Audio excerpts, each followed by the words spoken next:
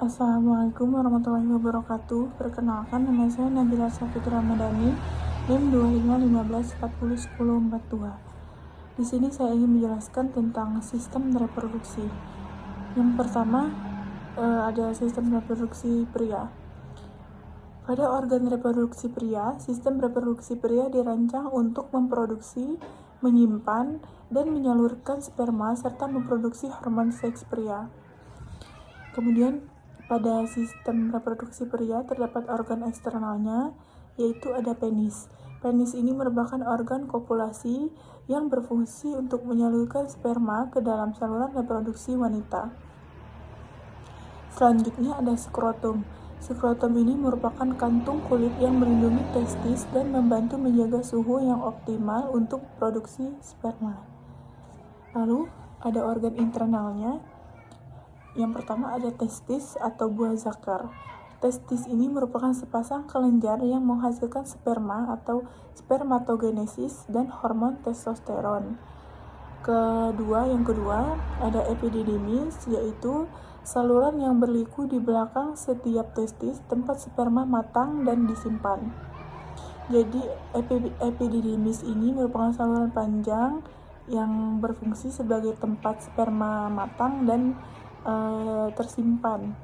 Kemudian ada vas deferens. Vas deferens ini merupakan saluran yang membawa sperma dari epididymis menuju ke uretra.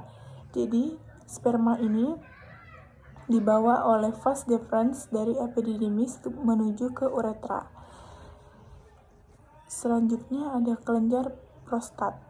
Kelenjar prostat ini fungsinya menghasilkan cairan yang membantu melindungi sperma dan meningkatkan motilitasnya. Lalu ada kelenjar bulbouretral atau Cowper. Fungsinya untuk menghasilkan cairan pre-ejakulasi yang melumasi uretra. Dan yang terakhir ada uretra.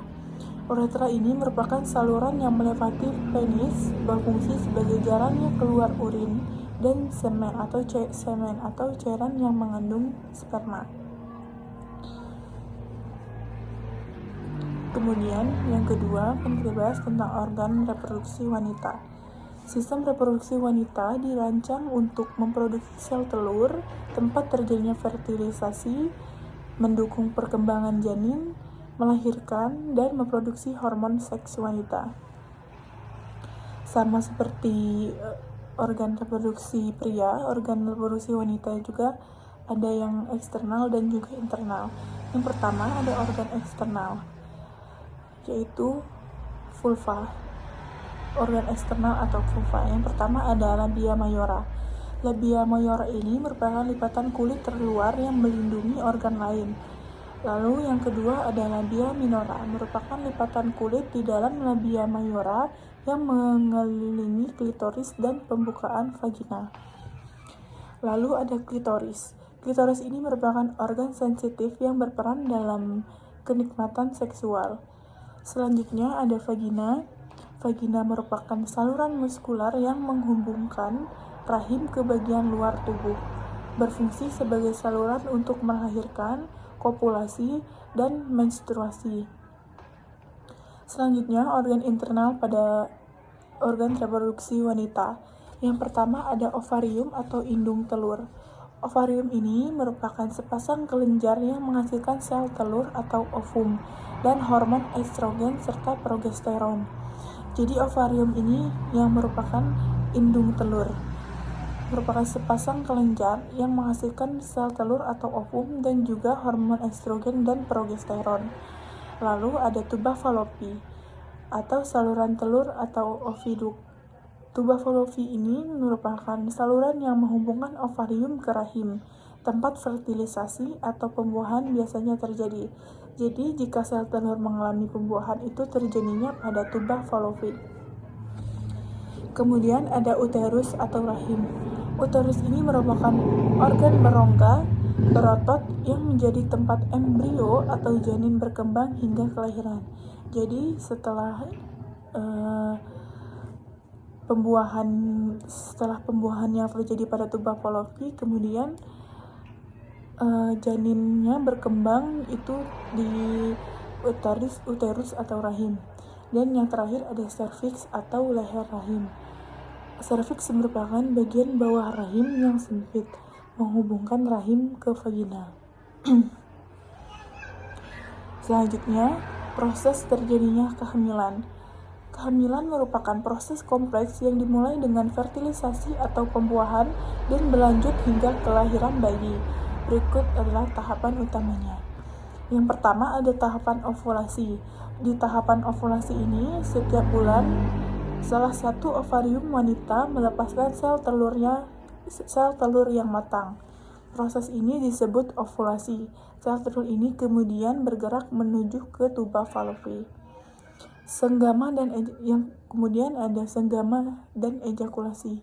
Saat terjadi senggama, pria mengalami ejakulasi dan melepaskan jutaan sperma ke dalam vagina wanita. Selanjutnya, perjalanan sperma. Sperma berenang melewati serviks dan masuk ke dalam rahim, kemudian menuju ke tuba falopi. Dari jutaan sperma, hanya beberapa ratus yang berhasil mencapai tuba falopi, tempat sel telur berada. Kemudian, ada fertilisasi atau pembuahan. Jika ada sel telur di tuba falopi dan sperma berhasil mencapainya, salah satu sperma akan menembus dinding sel telur dan membuahinya.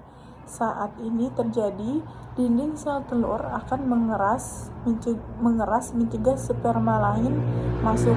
Sel telur yang telah dibuahi ini disebut zigot. Fertilisasi umumnya terjadi di tuba falopi. Jadi fertilisasi ini atau pembuahan ini terjadinya di tuba falopi. Kemudian perjalanan zigot dan pembelahan sel. Zigot mulai membelah diri saat bergerak perlahan dari tuba falopi menuju ke rahim. Pembelahan sel ini membentuk massa sel yang disebut morula, lalu berkembang menjadi blastokista. Kemudian implantasi. Sekitar 6-12 hari setelah fertilisasi, blastokista mencapai rahim dan menempel pada dinding rahim yang tebal dan kaya akan darah atau endometrium. Proses ini disebut implantasi. Setelah implantasi ini berhasil, wanita secara resmi dinyatakan hamil. Lalu perkembangan embrio dan janin. Setelah implantasi, blastokista akan terus berkembang menjadi embrio, kemudian menjadi janin. Plasenta tersebut terbentuk untuk menyediakan nutrisi dan oksigen dari ibu ke janin, serta membuang limbah. Kantung ketuban yang terbentuk untuk melindungi janin. Lalu yang terakhir, kelahiran.